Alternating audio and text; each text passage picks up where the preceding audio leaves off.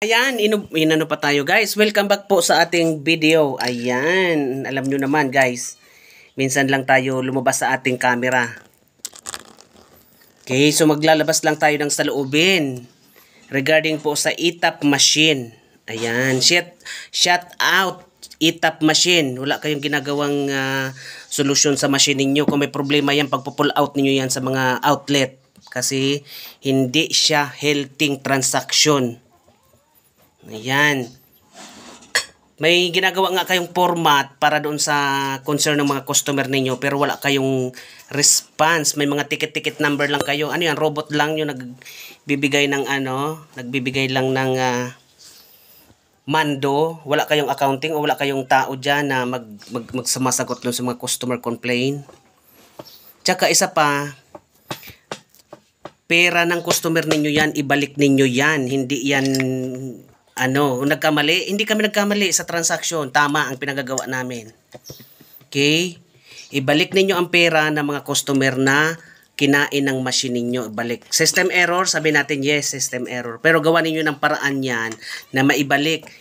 It takes 1, 2, 3, 4, 5. It takes 1 week na. Ano nangyari? Sobra naman yan, ang sobrang delay. Hindi milyon ang kinain ng machine ninyo. 'Di ba? Hindi milyon. Pero guys, mag-check kayo sa i-search ninyo ETAP na problema. Lahat may makikita kayong transaction same with problem sa akin na naka-post diyan sa timeline natin. Aside from this video, ayan. So guys, saan ako nag-transact? Okay, nag-transact tayo guys, Alphamart, malapit sa may casa, La Huerta. Ayan, malapit dyan sa school na yan na may Montessori school dyan. O, dyan tayo kasi yan ang convenience store na malapit dito sa La Huerta.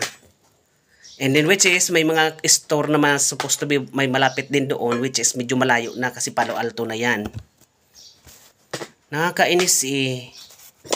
Ang tagal-tagal ng response nila. Walang response, walang Binigyan mo yung mga ticket number na nila. Pumunta ka na doon sa customer service nila, pumunta ka na doon sa tapos may privacy kuno pa kayong nalalaman. Wala naman kayong ginagawa. Ayan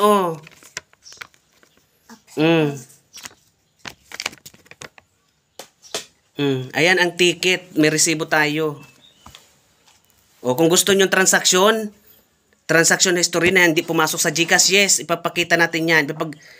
Para maano nyo. Guys, kung sino man yung mga mayroong ETAP na problem, share nyo yung video na to, makarating sa kung saan man makarating at sama-sama tayo. Kung kailangang paimbestigan yung ETAP na yan na hindi lang tayo, actually first time ko magkaroon ng problem na problema sa ETAP na machine na yan. Nakakainis, nakaka-stress, nakakabwisit. Diba?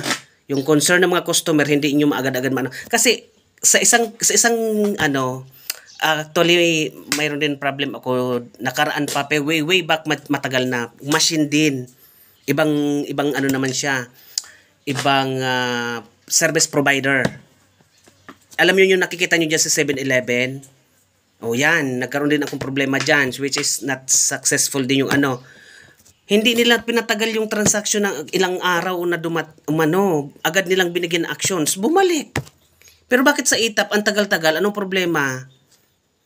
Yung inyong machine, may error, naintindihan namin yan. Pero yung pagbalik ng pera namin, ang tagal-tagal naman yan. Anong nangyari?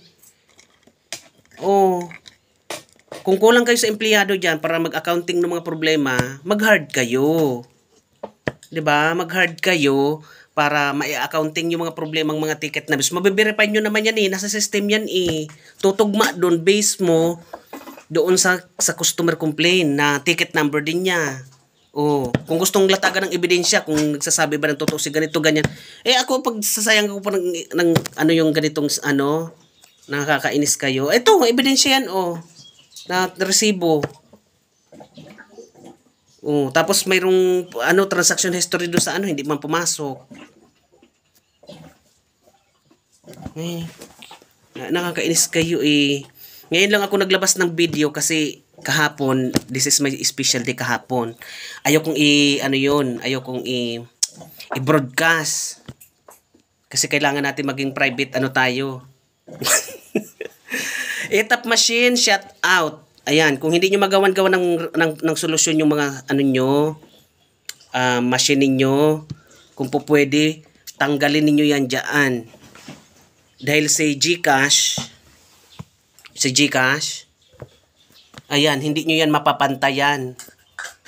Ayan, yan yung mga Gcash, Maya, ano pa ba yung mga magagandang mga na machine na hindi nagkakaproblema. Nagkakaproblema man, yes, pero at the same time, nagagawan agad ng paraan, nagkakaroon ng solusyon. Pero ito sa e-tap na to gusto yata nitong gusto nitong ma-expose, mabulgar, mag-viral, pag-usapan.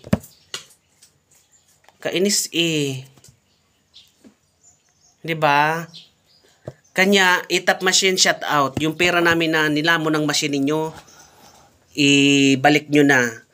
Sabihin yung email, yes, email mayroon. Customer service, mga 2 atsutsutsu nyo dyan. At isa pa, e-tap machine, ayan. Doon. Verify nyo yung pangalan ko, ako yung ilang angry ang ginawa ko dyan. Then nag-complain ako mismo doon sa page ninyo, ayun. May mga promo-promo kayo dyan mga kuno. Kainis kayo, ha? Shoutout e-tap machine, balik nyo yung pera namin. Bye-bye.